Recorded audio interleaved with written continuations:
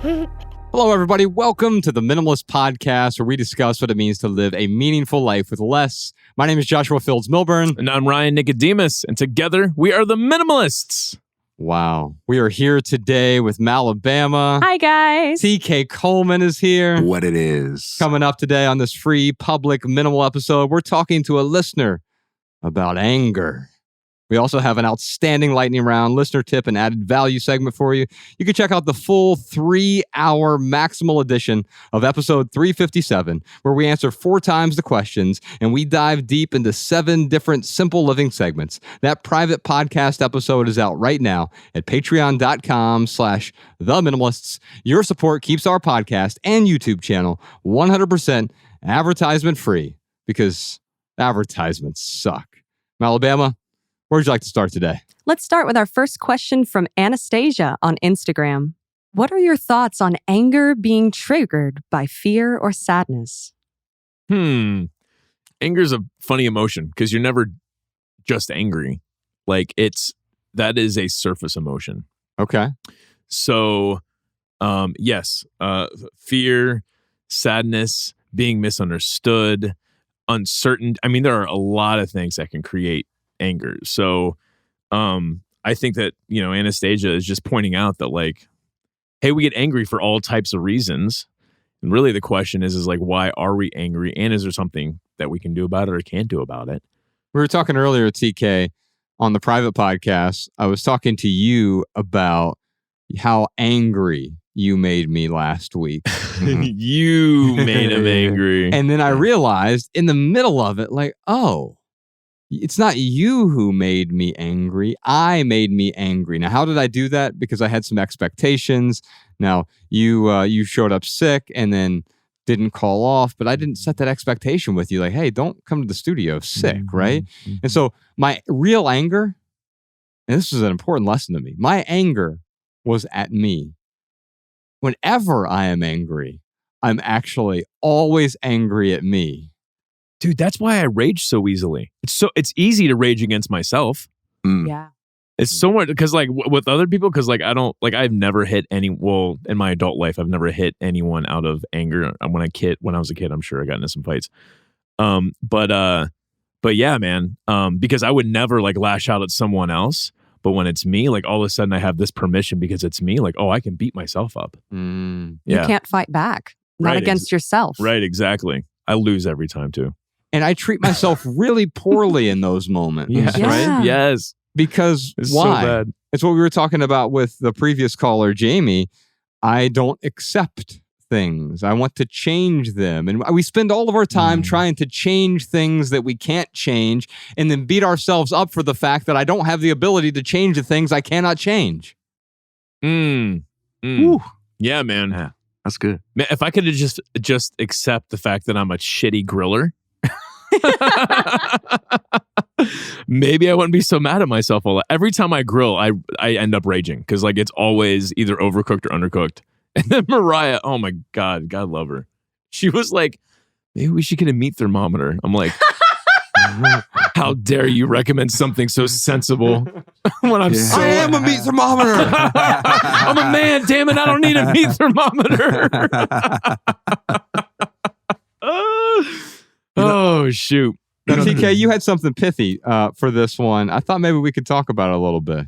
Yeah, pithy, not pithy. Apologies to everybody. I've been saying pithy the You whole say time. whatever you want, man.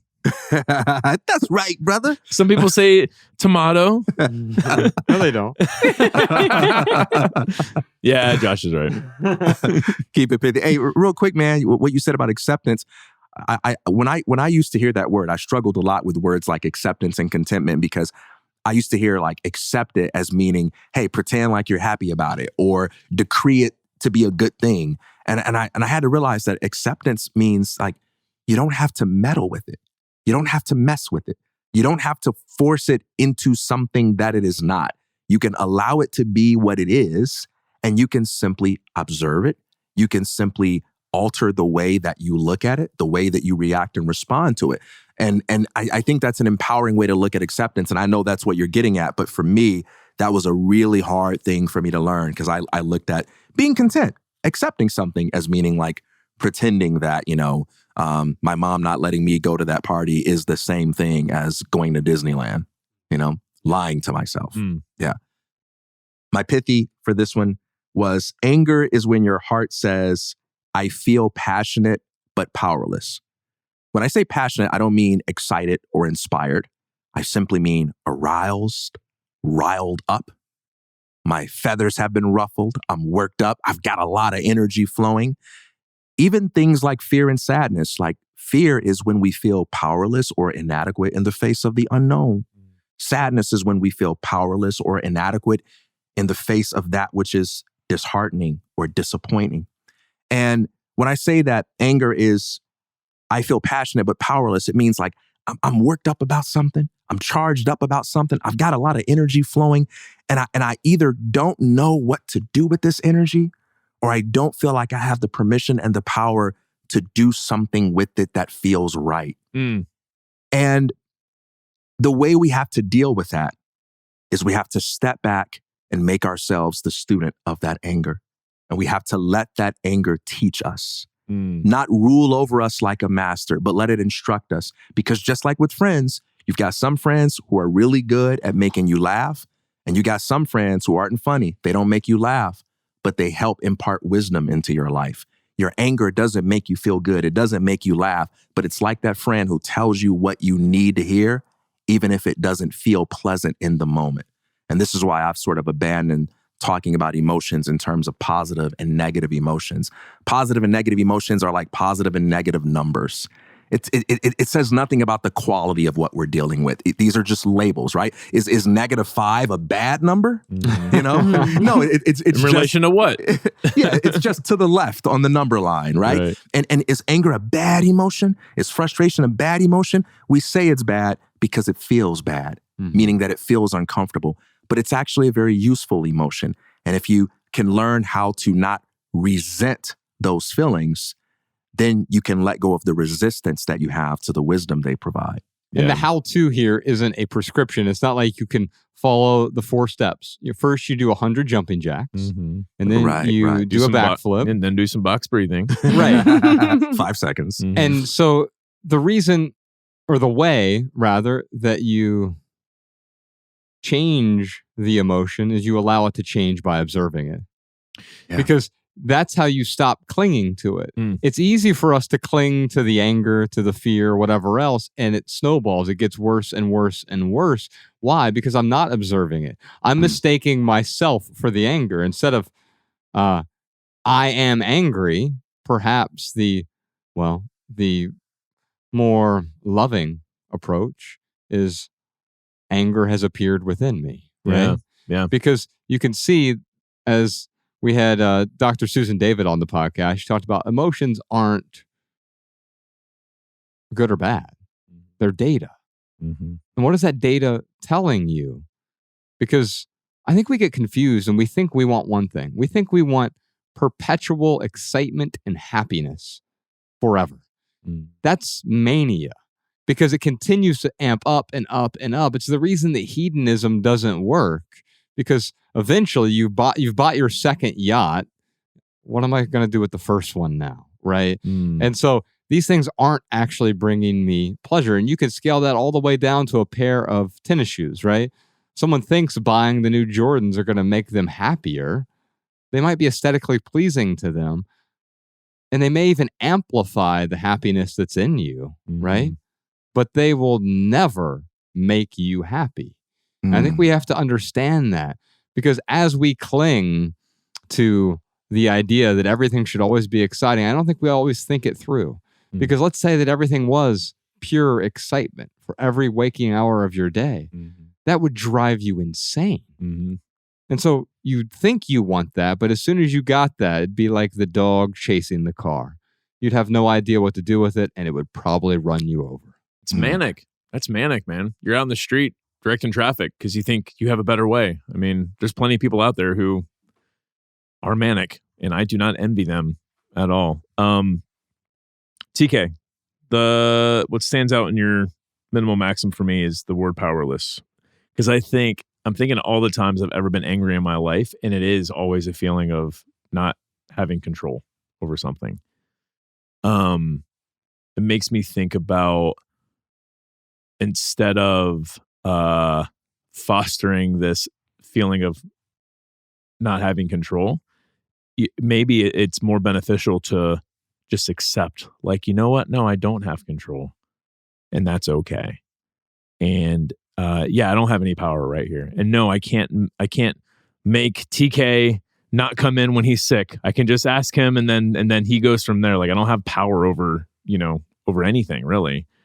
But it is interesting because there is something with anger. I dare say 100% of the time it comes back to, I don't have control over this situation, Mm-hmm. and now I'm raging because I don't have control.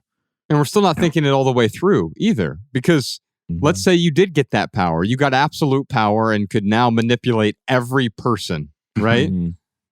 Well, that's not what you want either. That's not a human interaction. Mm-hmm. That's interacting with some sort of AI. I've programmed you to do everything I want you to do. That turns into absolute certainty. Mm-hmm. And that's also going to make me angry at some point. Mm-hmm. Angry that there's no variety. Angry there's not that delicate dance of tension. You know, when you're flirting with someone for the first time and there's that tension there. Are they going to like me? Yeah. I don't know. I don't have power here. So it's not that you actually want power in every scenario, because you wouldn't know what to do with it anyway if you had absolute power. You would try to get rid of it to add that variety back into your life. Yeah. And then you can still be angry at people for needing you to change them. This idiot. I'm going to have to change him too. Just so angry that I have to do it. Yeah. But this notion that anger is bad it has a strong grip on us. And it's very, very seductive as an idea to look at our anger as if it's evidence that we're failing. And I think about the old adage that says, you can't stop a bird from flying over your head, but you can stop it from making a nest in your hair. I think that's a good sort of analogy for anger. Anger as a sensation that comes and goes as a natural part of the human experience, and anger as a condition that you have identified yourself with. You can't stop yourself from being a human being who sometimes observes experiences that you don't like, and that cause that feeling of anger to pass through you. But you can prevent it from occupying your soul and making it your permanent home and being someone that is ruled by rage. And don't get mad at me, y'all. I'm only responding to a very popular source of thinking about this, because there are a lot of people, a lot of the biggest resistors to this idea are people who quote the Bible. A lot of the biggest champions of this idea, people who quote the Bible. They say, well, the Bible says you shouldn't be angry. The Bible actually says, be angry and sin not. You are going to have moments where you feel frustration, but don't miss the mark. Don't react and respond to that frustration in a way that is unhealthy. It says, don't let the sun go down on your wrath. You will have moments where you feel upset with people, but don't let the day end like that. Clear it up, get it right, process those feelings, reconcile yourself with your brother and sister, and let it go and start a new day with new grace. It's the only way you can start the new day is by letting go, because we bring all that stuff into our next day. Then it's Groundhog Day, except it gets worse every day because that anger builds and builds and builds. Anastasia, I want to send you a copy of our book, Everything That Remains. Ryan and I wrote this 10 years ago this year, Ryan. We moved out to that cabin in the middle of nowhere, Montana. There was one traffic light in 3,400 square miles. And we lived there for like a 5-month period, negative 26 degrees when we woke up in the morning. And all there was to do was write. And we wrote this book called Everything That Remains. And it was a story about letting go of our old lives so we could move forward into something more meaningful. A narrative memoir.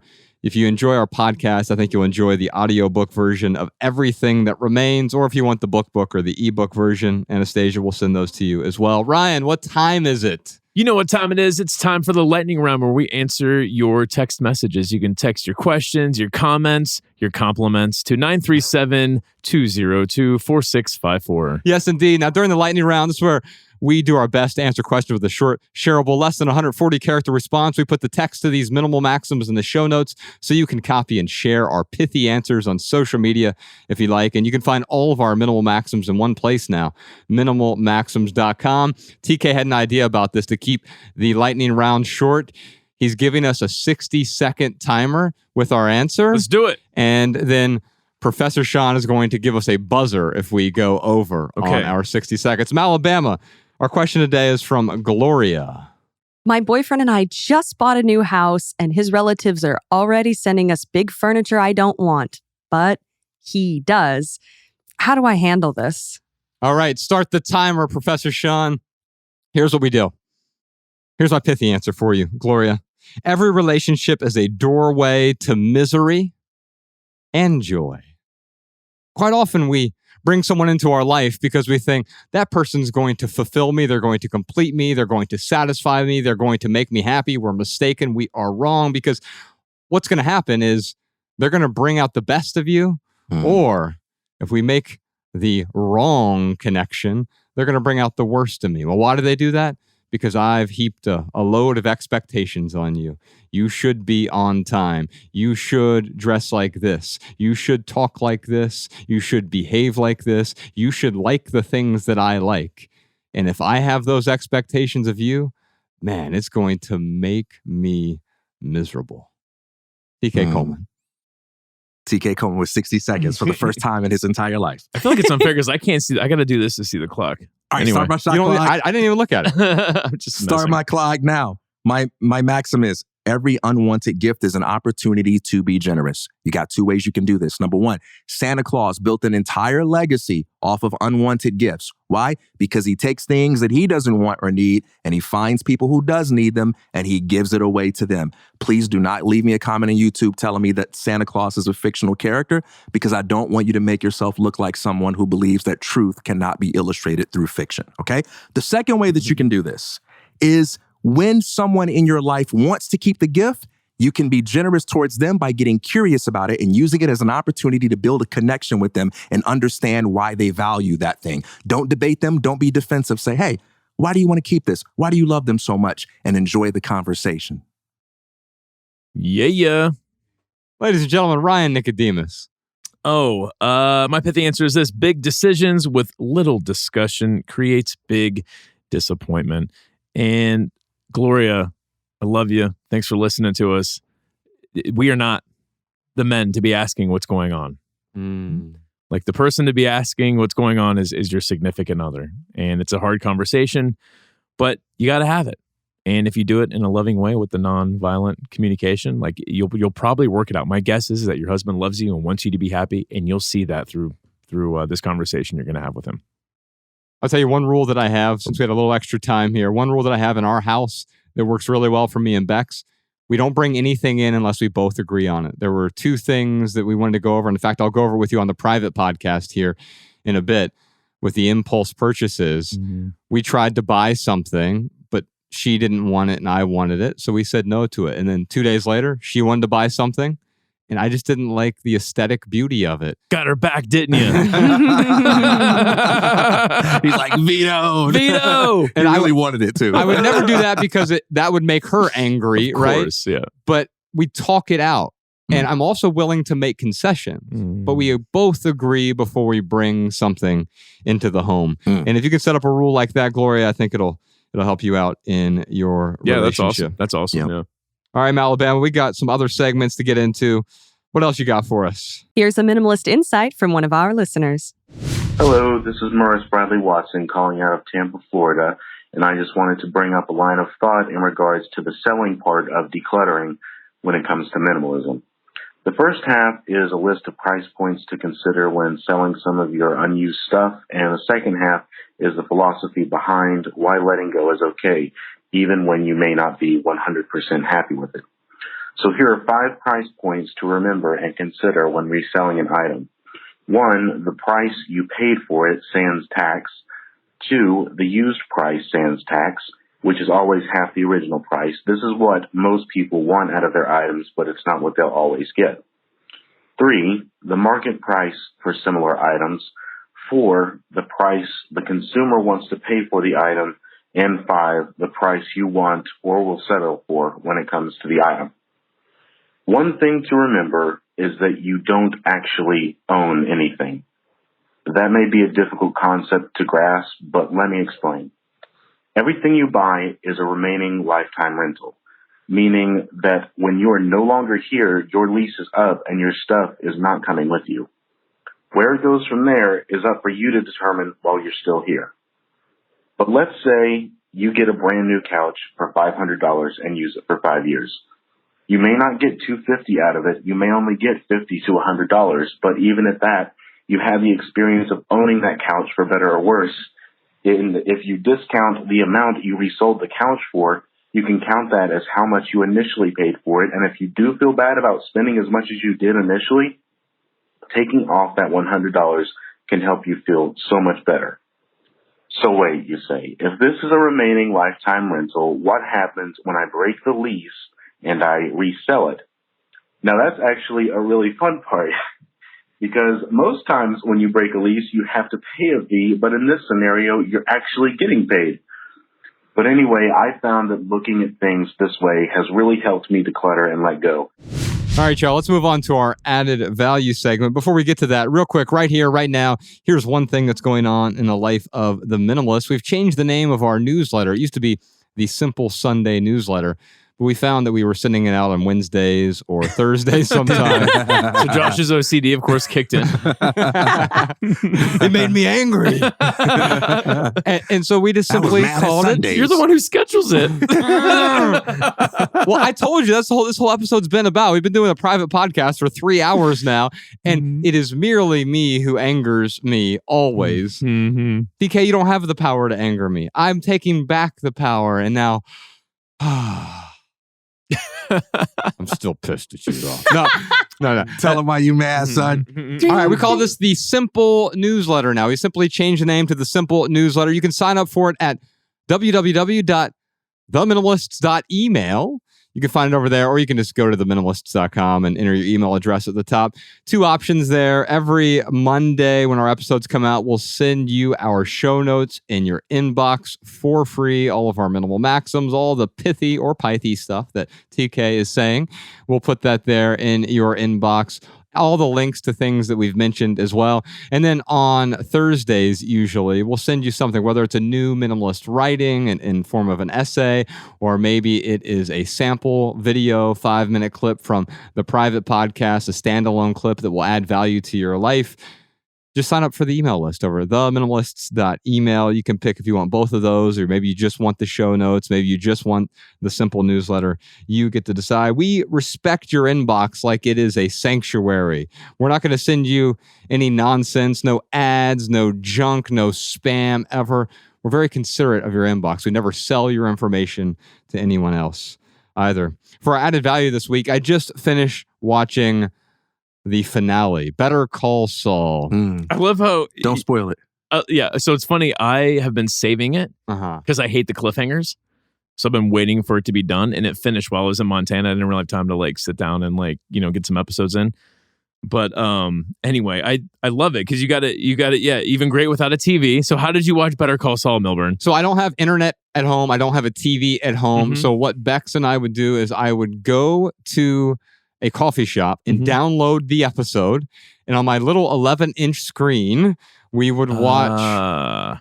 You look at me like 11 inches is small, right? I don't even know what 11 inches looks like, Josh. Compared to what? Anyway, here's what I noticed from... And I won't ruin it for you. Here's what I'll say, though. It's personally my second favorite show of all time. It's great. I like that whole universe, and I think people are even now, they're having the Avatar syndrome. Remember that? Where people wanted to be an Avatar. Oh, yeah. And they missed the Avatar, and they wanted to live in the movie. Yeah. I've heard people are saying this now, but I wish I lived in Albuquerque in this universe, and I'm going to miss the characters. I totally get missing the characters, right? Yeah. I didn't love the ending. I'm not going to spoil it at all, and some people absolutely loved it. But here's what I'll say about the show. Here's why it was full of verisimilitude for me, which is a fancy nerd word that means it felt real. Right. It makes sense. And here's why it felt real. Because in my 20s, I wasted most of my 20s pursuing this image of success. And the Saul Goodman we saw in Breaking Bad was sort of the epitome of this. He was the terminus of it, like gold-plated toilets and giant marble walls. And a lot of it was faux marble, but even if it was real, you realize how unhappy this person is. And all of this accumulation was not masking his discontent. In a way, it was even making him more discontent because the chasing, the root of the word agony, the etymology of the word agony just means to strive. So the more we strive, like Saul Goodman, strived. Strived. Can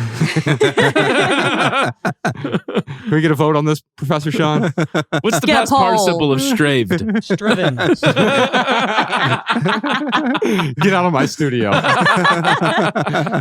Professor Sean teaches how to write better with me, the online writing class. Anyway, what I realized throughout my 20s is I was striving. No wonder I was in so much agony. I couldn't stop striving.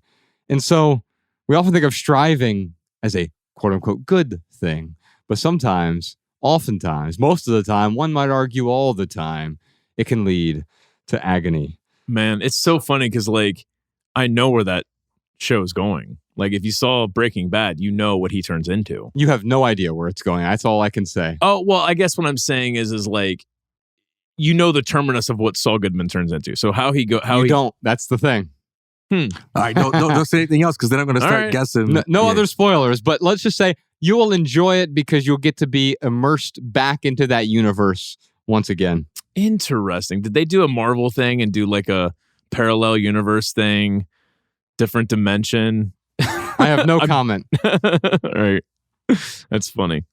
Hey, one bit of commentary on I wasted my 20s being successful, just that thing. Yeah.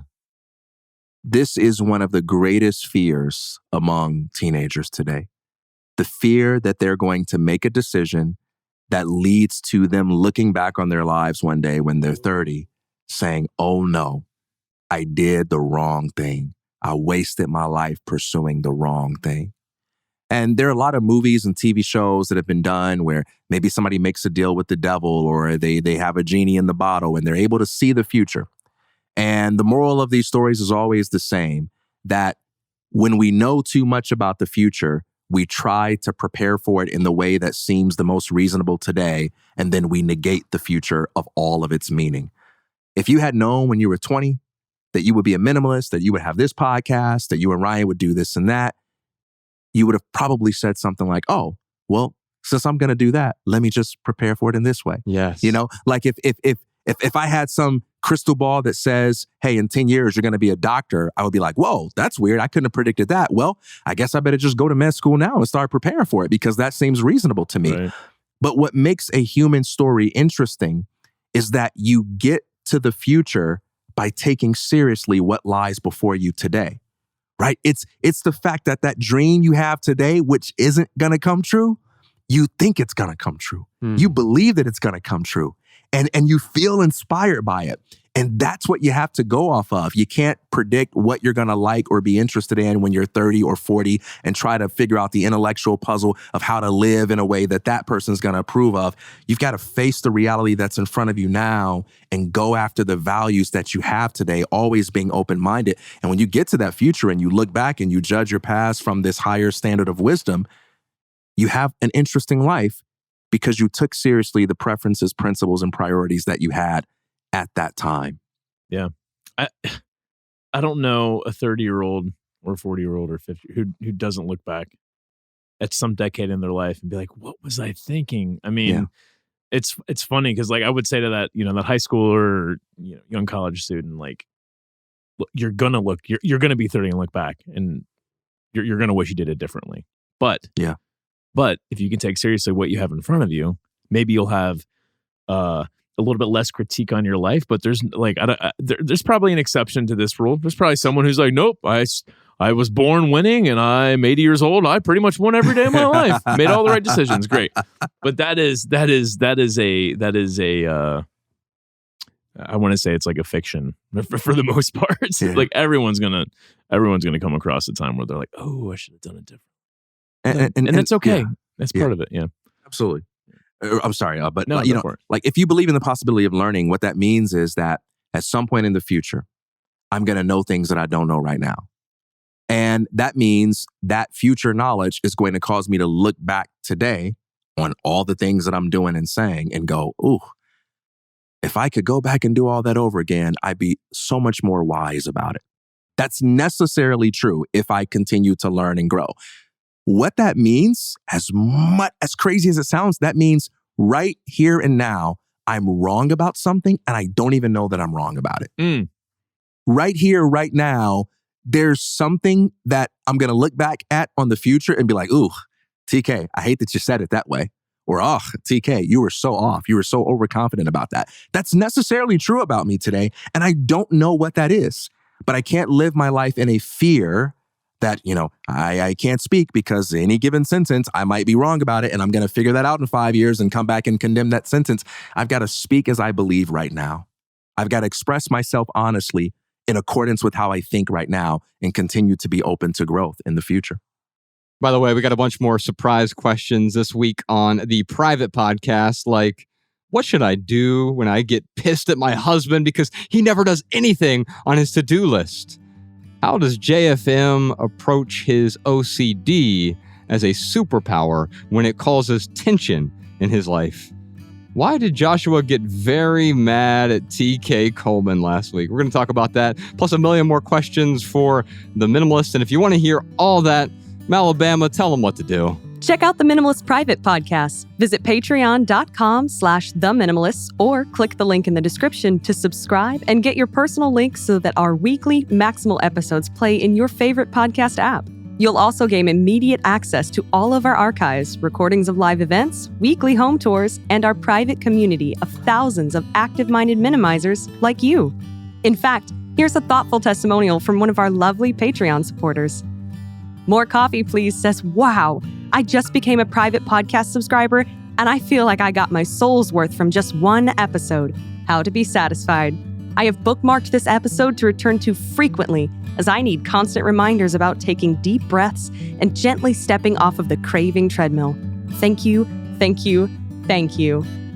If you have a question or comment for our podcast, give us a call, 406-219-7839, or email a voice memo to podcast@theminimalist.com. You can follow The Minimalists on TikTok, Instagram, Facebook, and Twitter @The Minimalists. That's right. Now, on behalf of Ryan Nicodemus, Alabama, TK Coleman, Podcast Sean, Jordan No More, Professor Sean, Social Jess, Danny Unknown, Post-Production Peter, Emma the Immigrant, and the rest of our team, I'm Joshua Fields Milburn. If you leave here today with just one message, please let it be this: love people and use things, because the opposite never works. Thanks for listening, y'all. We'll see you next time. Every little thing you think that you need, every little thing you think that you need, every little thing that's just feeding your greed. Oh, I bet that you'd be fine without it.